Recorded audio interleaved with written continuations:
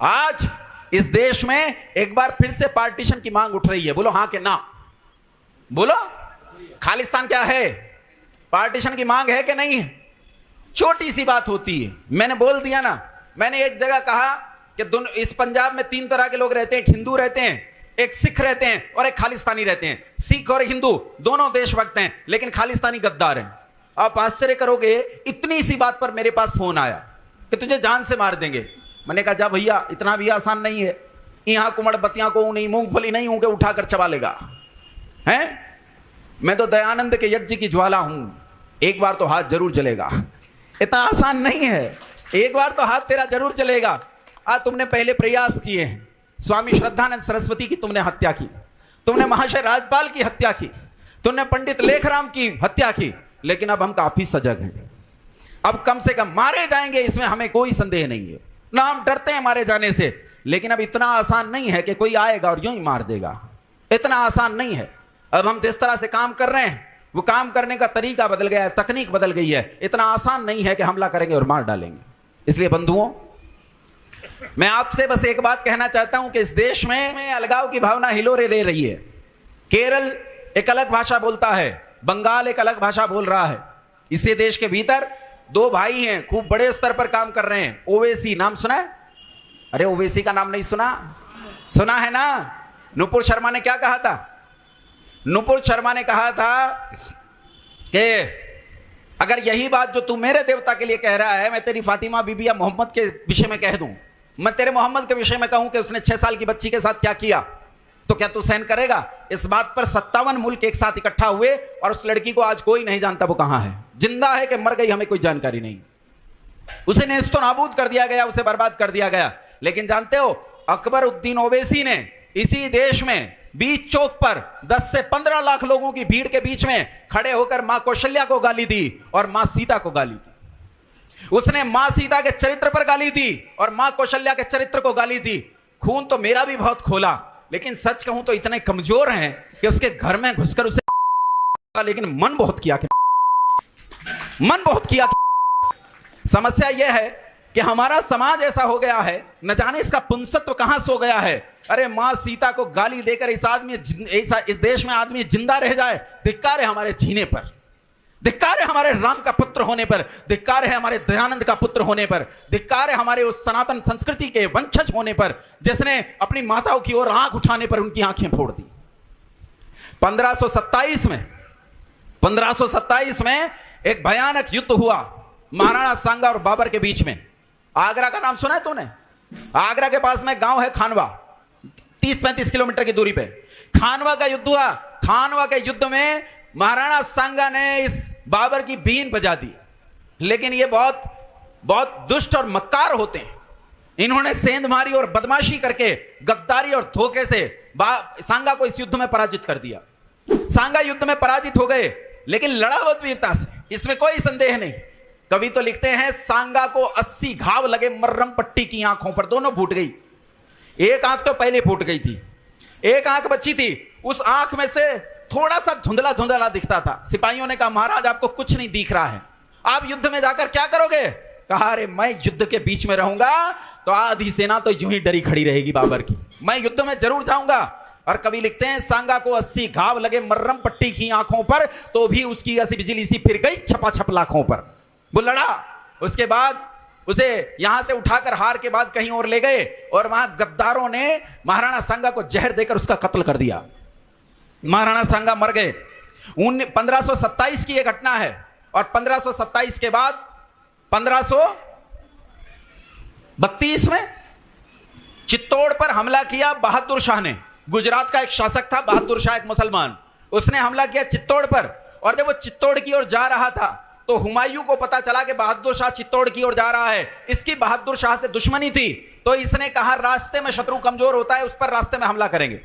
हुमायूं उस पर हमला करने के लिए ज्यों ही चला, तब तक बहादुर शाह चित्तौड़ पर घेरा डाल चुका था। और इसने हुमायूं को एक चिट्ठी लिखी कि सुनो, इस समय मैं विशुद्ध जिहाद पर हूं, इसलिए मुझ पर हमला करना गैर इस्लामिक है। एक मुसलमान का दूसरे मुसलमान के जिहाद को रोकना गैर इस्लामिक है। इसलिए बंधु अभी रुक, जब मैं चित्तौड़ पर हमला कर लूं, उसके बाद तेरे साथ युद्ध के लिए प्रस्तुत रहूंगा, थोड़ी देर रुक जा। और इसने संगरपुर में डेरा डाल दिया, उससे आगे एक पग नहीं बढ़ाया। अपनी सेना को कहा कि वो अभी जिहाद पर है, जिहाद पर किसी मुसलमान पर हमला नहीं किया जा सकता। लोग कहते हैं रानी कर्णावती ने राखी बेची थी। झूठा, नकली, बदमाश इतिहास है ये बाएं हाथ से लिखा गया वामपंथी इतिहास है, जिसने इस देश के सारे इतिहास को बिगाड़ कर रखा है, सारे इतिहास को बर्बाद किया है। रानी कर्णावती के पास 4,500 सिपाही थे उस किले के भीतर, और बाकी स्त्रियां थी। जब वो 40,000 का लश्कर चारों तरफ से उसे घेर लिया और महीनों तक इस चित्तौड़ के भीतर, किले के भीतर रहने से रसद और सारी चीजें कम होने लगी थी, तब रानी कर्णावती ने अपने पति का वो युद्ध वाला बाणा धारण किया, सेना के सामने आई और सैनिकों, सिपाहियों से कहा कि उठो, किले का द्वार खोलो और टूट पड़ो इन मलेच्छों पर, टूट पड़ो इन मुसलमानों पर, और आज गौरवान्वित करो उन कोखों को जिन कोखों ने तुम्हें जन्म दिया है। आज दुनिया को बताओ कि छत्राणियां अपने पुत्रों को किस लिए जन्म देती हैं। आज तुम उस लाघव को प्रस्तुत करो कि दुनिया देखकर दांतों तले उंगली दबा उठे। और वो 4,500 भूखे लड़ाके इस 40,000 के लश्कर पर ऐसे टूटे जैसे सिंह जंगल के बीच में भैंसों के झुंड पर टूट पड़ता है। उन 4,500 ने 2/3 सेना का कत्ल कर दिया, 2/3 सेना का। और इस युद्ध में एक वीर मारा गया, एक व्यक्ति मारा गया, एक भी जिंदा नहीं लौटा। उन्होंने अपनी वीरता दिखाई। उस दिन जानते हो, सुबह जब सूर्य उदय हुआ तो उस दिन उस सूर्य को दिन निकालने के लिए उदय नहीं होना था। सूर्य उस दिन इसलिए उदय हुआ कि उस दिन उसे इनका लाघव देखना था। हवाएं उस दिन इसलिए चल रही थी ताकि वो इनके चरण चूम सकें। उस दिन धूल हवा में इसलिए उड़ी थी ताकि वो इन वीरों के मस्तक पर चंदन की तरह लिपट कर स्वयं में गौरव महसूस कर सके। भारत उस दिन अपने भारत होने पर गौरव कर रहा था, जिस दिन एक वीर कट मरा, जिस दिन एक बालक कट मरा। 14 साल के बच्चे, 11 साल के बच्चे इस युद्ध में मरे। क्षत्रियों ने अपने युद्ध का प्रदर्शन किया, अब स्त्रियों के अपने युद्ध का प्रदर्शन करने की बारी थी। मां कर्णावती ने द्वार बंद कर लिए। राजमाता ने इस किले के भीतर एक बहुत भयंकर आग लगाई, सारी स्त्रियों को इकट्ठा किया। उन्होंने कहा, देखो हमारे पतियों ने बाहर अपनी वीरता का परिचय दिया, अब हमारी बारी है अपने सतीत्व के लिए अपनी वीरता का परिचय देने की। ये मलेच्छ हमारे शरीर को न छूने पाए, हमारे सतीत्व, हमारे अस्तित्व को न छूने पाए। और वो सारी नारियों को उन्होंने कहा, इस धधकती आग में कूदकर स्वयं को पवित्र कर लो, स्वयं को पवित्र करो कि पुनः जन्म लें और फिर से इस अनाचार के खिलाफ लड़ सकें। और वो सारी स्त्रियां 14 साल से लेकर 74 साल तक की वृद्धाएं इस धधकती आग में कूदकर चौहर को समर्पित हो गई। सारी जल मरी, सारी कट मरी, सारी मर गई। बंधुओं, ये समय वही है। मैं कहता हूं देश में 2 तरह के लोग जी रहे हैं। एक बड़े निश्चिंत हैं, मोदी आ गया, योगी आ गया, अब कुछ होने वाला नहीं, हम टेंशन फ्री हो गए, अब कुछ करने की जरूरत नहीं है, रामराज लौट गया, अब संसार में कहीं कोई समस्या नहीं है। ऐसा थोड़े। बांग्लादेश के साथ सीमा विवाद निपटाया, अभी पिछली योजना में 155 गांव बांग्लादेश जैसे पिद्दी देश को देने पड़े। तुम क्या समझते हो, रामराज लौट आया? और एक ऐसे आंख पर पट्टी बांधे बैठे हैं कि इन्हें शासन में सब बुराइयां ही दिखती हैं, इन्हें कुछ अच्छाइयां नहीं दिखती। लेकिन तुम तटस्थ लोग, तुम दयानंद के पुत्र हो, तुम विचारशील लोग हो, तुम वैचारिक योद्धा हो। मैं तुमसे कहता हूं कि जैसे मैं यहां आया हूं अपनी बात लेकर, लेकिन मैं ये चाहता हूं कि आप भी अपनी बात लेकर समाज में निकलो, दयानंद की बात दुनिया को दो। इस राष्ट्र को बचाने की जिम्मेदारी अगर किसी की है तो वो दयानंद के पुत्रों की है, किसी और की रत्ती भर नहीं, कण नहीं। देश हमारा है, मेरी मातृभूमि, मेरी पितृभूमि, मेरी जन्मभूमि और पैतृक भूमि, कर्मभूमि और पुण्य भूमि है। किसी और की है कि नहीं मुझे इस बात का पता नहीं, पर मेरी है और मैं मेरी के लिए लड़ूंगा।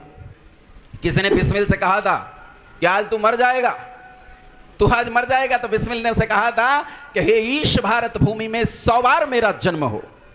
कितनी बार जन्म हो, किस लिए जन्म हो? तो कहता है, हे ईश भारत भूमि में 100 बार मेरा जन्म हो, कारण सदा ही मृत्यु का देशोपकारक कर्म हो। यदि देश हित मरना पड़े मुझको 1000 बार भी, तो भी न मैं इस कष्ट को निज ध्यान में लाऊं कहीं।